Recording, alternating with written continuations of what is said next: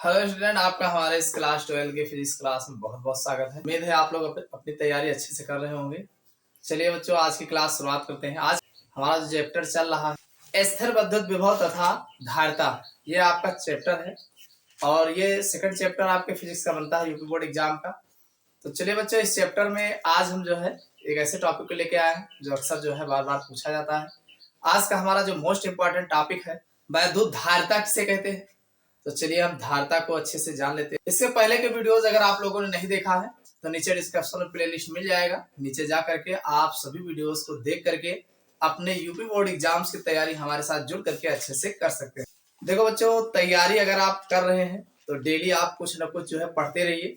अगर आप डेली नहीं पढ़ते हैं तो एकाएक तैयारी नहीं होती। हमारे चैनल पर आपको डेली एक वीडियो जो है देखने को मिलेगा और आप डेली जो है एक एक वीडियो अगर आप तैयार करते चलते हैं, बस कुछ नहीं, एक बार दो बार देखिएगा, आराम से तैयार हो जाएगा। और बार बार आप प्रयास करिए, कॉपी पेन लेके बैठिए और लिख लिख करके जो है तैयार करिए। देखो, ये फिजिक्स और केमिस्ट्री का झाम ऐसा है कि अगर आप लिख लिख के नहीं पढ़ते हैं, समझ समझ के नहीं पढ़ते हैं, तब आपको तैयार नहीं होगा। दिखने में तो ऐसा लगता है कि हाँ हाँ सब तैयार हो गया, सब बड़ा अच्छा है, ऐसा है वैसा है। ऐसा कुछ है नहीं। एक बार देखोगे तो भूल जाओगे। इसको आप लिख लिख के बराबर जो है आप अच्छे कंटेंट को अपने हिसाब से आप तैयार करोगे, तब जाकर के तैयार होता है। और जो चीज एक बार तैयार हो जाए उसका बार बार जो है रिवीजन करते रहिए, लिख लिख करके प्रैक्टिस करते रहो, रिवीजन करते रहो, जो चीजें तैयार हो। और धीरे धीरे ऐसे आप तैयार करोगे, डेली एक एक हेडिंग अगर आप तैयार करते हैं तो ये मान के चलिए आपके बोर्ड एग्जाम तक जो है पूरे फिजिक्स और पूरे केमिस्ट्री की तैयारी अच्छे से हो जाएगी। तो समझ में आ गया होगा कि आपको डेली कुछ ना कुछ तैयार करना है। तो चलो बच्चों, आज का हमारा जो मोस्ट इंपॉर्टेंट टॉपिक है विद्युत धारिता किसे कहते हैं, तो धारिता को हम अच्छे से समझेंगे। बस आप हमारे साथ बने रहिएगा, देखना आपका अभी आपका तैयार हो जाएगा, इसमें ज्यादा दिमाग लगाने की जरूरत नहीं पड़ेगी। देखो बच्चों, अगर हम बात करें कि धारिता क्या होती है, विद्युत धारिता, क्या नाम बताया हमने, विद्युत धारिता, यानी विद्युत इलेक्ट्रिसिटी को जो धारण कर सके, ग्रहण कर सके, अपने में जो है समाहित कर सके, तो इसी को विद्युत धारिता बोलेंगे। भाई धारिता नाम है ना, धारिता मतलब जिसके अंदर धारण करने की क्षमता हो, उसी को धारिता बोलते हैं। तो हमने यही कहा है कि किसी चालक के आवेश ग्रहण करने की क्षमता, कोई हमारा चालक हो और चालक के आवेश ग्रहण करने की जो क्षमता होती है वही चालक की धारिता कहलाती है। समझ में आया कि नहीं? याद करना बड़ा आसान है। हेडिंग आपकी क्या है? हेडिंग है विद्युत धारिता। क्या नाम है? विद्युत धारिता। भाई विद्युत को धारण करने की क्षमता अब किसके अंदर होगी? चालक के अंदर होगी। तो जब किसी चालक में आवेश को ग्रहण करने की जो क्षमता होती है वही विद्युत धारिता कहलाती है। तो किसी चालक के आवेश ग्रहण करने की क्षमता चालक की विद्युत धारिता कहलाती। याद हो जाएगा, कोई दिक्कत तो नहीं है ना? कुछ नहीं करना है भाई, कोई चालक है और वो आवेश जितना ग्रहण कर सकता है, जितनी उसकी क्षमता होती है, वही चालक की धारिता कहलाती है। विद्युत धारिता, भाई विद्युत को ग्रहण कर रहा है तो विद्युत धारिता कहलाएगी। समझ में आई बात? चलो आगे आगे हमने कहा कि जब किसी चालक को आवेशित किया, भाई हमारा कोई चालक है, चालक को आवेशित करेंगे तो बस ठीक है, आवेशित करिए आप। तो चालक को आवेशित किया जाता है तो चालक का विभव बढ़ता जाता है। भाई चालक को आवेश दोगे तो उसका विभवांतर जो विभव होगा, विभव धीरे धीरे बढ़ता जाएगा। जैसे जैसे आवेश देते जाओगे वैसे वैसे विभव उसका बढ़ता जाता है। तो इस प्रकार आवेश तथा विभव एक दूसरे के अनुक्रमानुपाती होते हैं। यानी जो आवेश होगा वो उसके विभव के अनुक्रमानुपाती होता है। समझ में आया कि नहीं? नहीं समझ में आया? इसको आप ऐसे बता सकते हैं, जैसे ये है Q। Q क्या है? आवेश है। जब किसी चालक को आप आवेशित करोगे तो जैसे धीरे धीरे चालक को आवेशित करेंगे तो वैसे वैसे इसका विभव बढ़ता जाएगा, भी समानुपाती भी हो जाएगा। क्यों? क्योंकि विभवांतर उसका भाई चालक के आवेश के समानुपाती भी होगा। जितना आवेश आप बढ़ाओगे उतने विभव बढ़ेगा। समझ में आएगा नहीं? तो माना चालक पर दिया गया आवेश Q हो और विभव जो है V हो, तो एक दूसरे के अनुक्रमानुपाती होते हैं। अब ध्यान सुनिए, अब हम क्या करेंगे, ये Q बराबर लाएंगे तो एक जो है कांस्टेंट C रखेंगे। क्या रखेंगे? C। और ये हो जाएगा B। तो हमारा Q बराबर CB हो जाएगा। क्या हो जाएगा? Q बराबर CB हो जाएगा। और ध्यान सुनिए, अगर हम C बराबर निकाले तो भाई C यहाँ रख लो और फिर क्या, Q ऊपर चले जाएंगे और B, क्यों ऐसे तो आएगा। यानी आपका C बराबर Q अपान B हो जाएगा, Q अपान B। और ये C कौन है? C जहां एक नियतांक है, क्या है? जहां C एक नियतांक है, क्या है भाई? नियतांक है, जिसे भाई चालक की धारिता कहते हैं। क्या कहते हैं? धारिता कहते हैं। भाई ध्यान समझिएगा, कुछ नहीं है, इसमें जो हमने C निकाला है, Q समानुपाती हटाए बराबर लगाए तो C हो गया, और ये भी आपका है ही है, तो अगर हम C बराबर निकालते हैं Q अपान B हो जाएगा। और जहां C क्या है? एक नियतांक है, इसे ही चालक की धारिता कहते हैं। क्या कहते हैं?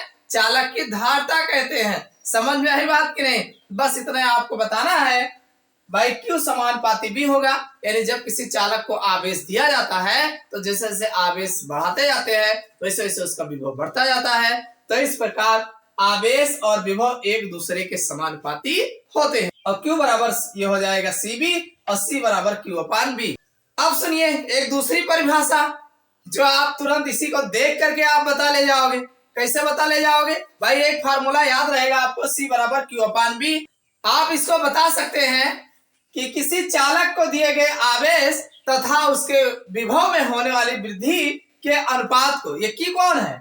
Q है चालक को दिया गया आवेश, और V कौन है? विभव, चालक में होने वाली वृद्धि, और दोनों का एक बटे में है, अनुपात है, तो दोनों के अनुपात को चालक की धारिता कहते हैं। याद हो जाएगा कि नहीं? कुछ नहीं रटना है भाई, कुछ नहीं रटना है। किसी चालक को दिए गए आवेश तथा उसमें होने वाली वृद्धि के अनुपात को चालक की धारिता या वैद्युत धारिता कहलाती है। समझ में आ गया इतना? तो ये आपका C बराबर Q अपान B आराम से फार्मूला मिल जाएगा। क्लियर भाई? धारिता, वैद्युत धारिता, किसी चालक के आवेश ग्रहण करने की क्षमता जितनी होती है वही चालक की धारिता कहलाती है। ज्यादा इसमें दिमाग लगाने की जरूरत नहीं है। उम्मीद करता हूँ समझ में आ गया हो। चलो भाई इसका मात्रक देख लेते हैं। आप लिख सकते हैं इसका मात्रक, भाई ये Q है, Q कौन होता है? कूलाम होता है। क्यों? तो ये आपका कूलाम हो जाएगा, और प्रति बटे में है तो प्रति, और B का मतलब वोल्ट। भाई B विभव का मात्रक वोल्ट हो जाएगा। या ना समझ में आए ये फैरेड हो जाएगा। फैरेड क्या बोलते हैं इसको? फैरेड कहा जाता है, रट लीजिएगा। अगर बात आई बीमा की तो चलो बीमा भी बता देते हैं। इसकी बीमा कैसे निकाला जाएगा? यहाँ अगर देखते हैं तो ये आपका हो जाएगा कूलाम प्रति वोल्ट लिखा है, ठीक। कूलाम जो होगा AT हो जाएगा, और वोल्ट की बीमा आप याद रखिएगा ml square T-3 A inverse. ये आपका वोल्ट इसका हो जाएगा, वोल्ट का। इसको ऊपर ले जाओगे तो यहाँ पर जो बीमा बन जाएगा, m ऊपर जाएगा तो m इनवर्स हो जाएगा, l ऊपर जाएगा, l -2 हो जाएगा, t ऊपर जाएगा, -3 है, +3 होगा, एक और बढ़ जाएगा तो t की पावर 4 हो जाएगा, और a ऊपर जाएगा तो a का है तो a स्क्वायर हो जाएगा। भाई a का ये पहले से ही है, एक -1 डाला जाएगा तो स्क्वायर बन जाएगा। तो यहाँ पर अगर हम वैद्युत धारिता की बीमा की बात करें तो हमारा m-1 l-2 t की पावर 4 a स्क्वायर जो है इसकी बीमा देखने को मिल जाएगी। देखो ये जो वैद्युत धारिता है इसको फैरेड में व्यक्त करते हैं, इसका मात्रक फैरेड होता है, ये आप अच्छे से जानते हैं।